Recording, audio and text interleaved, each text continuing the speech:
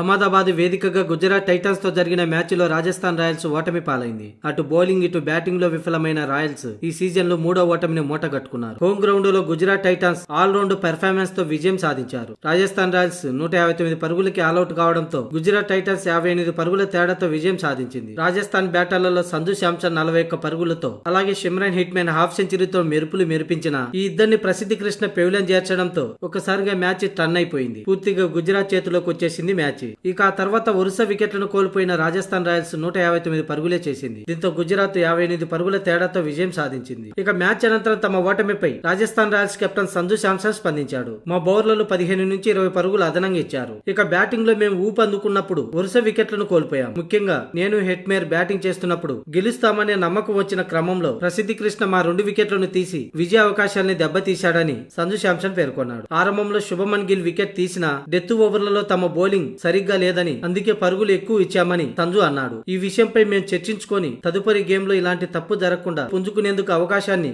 అందిపుచ్చుకుంటామని సంజు అన్నాడు.